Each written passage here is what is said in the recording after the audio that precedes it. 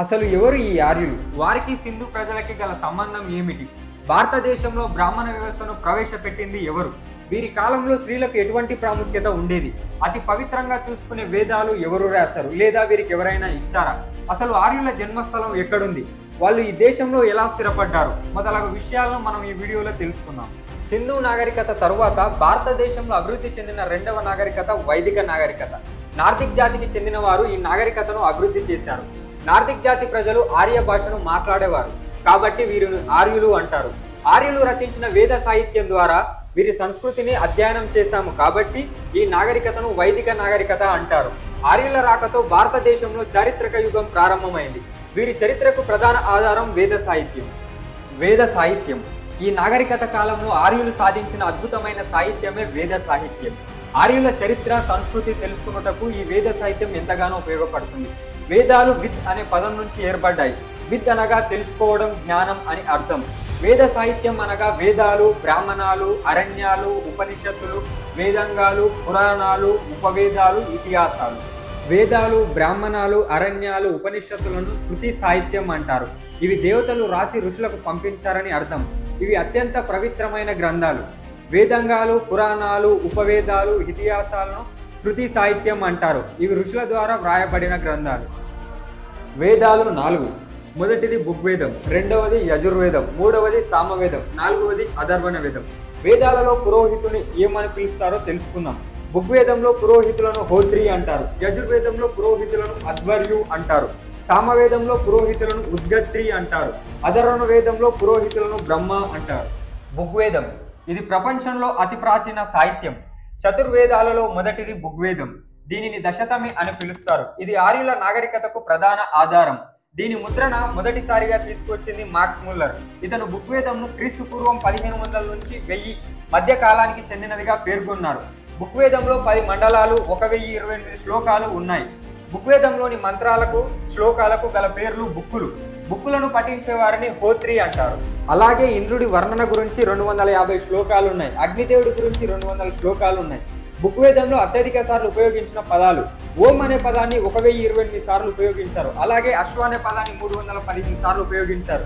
జన అనే దాన్ని 275 సార్లు ఉపయోగించారు. గోవును 176 సార్లు ఉపయోగించారు. అలాగే అతి తక్కువగా ఉపయోగించిన పదాలు శూద్ర, సముద్ర, గంగ. అసలు భారతదేశంలో బ్రాహ్మణ వ్యవస్థను ప్రవేశపెట్టింది ఎవరు? అసలు భారతదేశానికి ఆర్యులు ఎలా వలస వచ్చారు? అసలు భారతదేశంలో వాళ్ళు ఎలా స్థిరపడ్డారు? కుల వర్గీకరణం చేసింది ఎవరు? బుగ్వేదంలో ప్రస్తావించిన నదుల సంఖ్య 21. బుగ్వేదంలో ప్రస్తావించిన పవిత్ర నది సరస్వతి. మిగిలిన నదులు గోమత్రి, సింధు, విపాస, విశస్త, చతుద్రి, అసిజ్ఞ, పరుఘ్న, యమున. అలాగే బుగ్వేదంలో ప్రస్తావించిన పర్వతాలు హిమాలయాలు, మంజుమంత పర్వతాలు. బుగ్వేదంలో తెలుపబడిన ఇతర అంశాలు కుల వ్యవస్థను తెలిపే అత్యంత ప్రాచీన ఆధారం పురుష సూక్తం.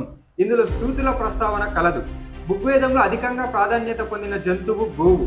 అలాగే బుగ్వేదంలో ప్రస్తావించిన శ్రీదేవతలు అదితి, ఉషస్. బుగ్వేదానికి వ్యాఖ్యానం రాసింది సాయనుడు. ఇందులో యజ్ఞ యాగదులు, కర్మకాండలు, ధ్వని తరంగాలు, పర్యావరణ సంబంధిత విషయాల గురించి తెలుపుతుంది. బుగ్వేదాన్ని పోలిన గ్రంథం జెండ్ అవెస్తా. యజుర్వేదం. యజుర్ వేదం అనే 2 పదాల కలయిక వల్ల యజుర్వేదం ఏర్పడుతుంది. యజ్ అనగా ఆరాధించడం, పూజించడం. యజుర్వేదంలోని శ్లోకాలు 1984. ఈ వేదాన్ని సంకలనం చేసింది వైశంపాయనుడు.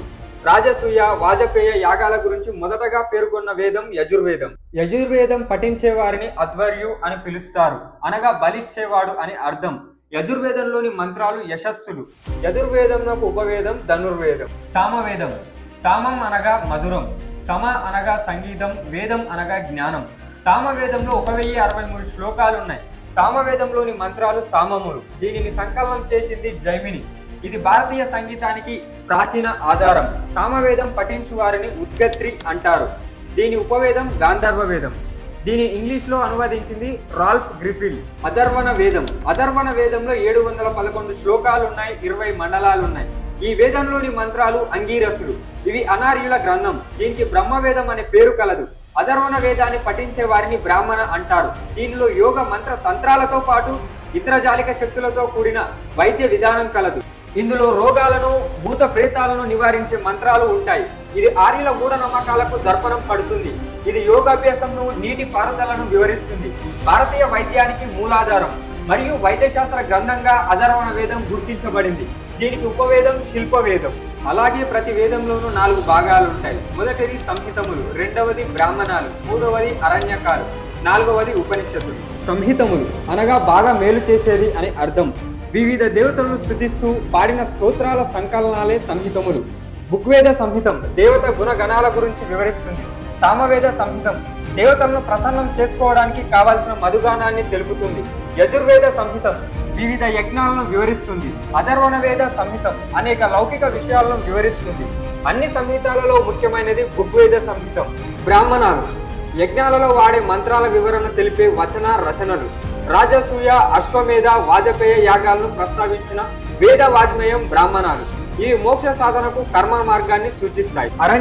అరణ్యాలలో నివసించే ఋషులు మరియు మునులకు సంబంధించిన గ్రంథం. అరణ్యాలలో ఋషులు పఠించే గ్రంథాలే అరణ్యాలు. వీటిని ఆటవిక గ్రంథాలు అని కూడా అంటారు. ఇవి కర్మకాండాలను, యజ్ఞాలను ఖండిస్తున్నాయి. బలి, కర్మకాండల కంటే ధ్యాన పద్ధతులకే ప్రాధాన్యత ఇస్తుంది.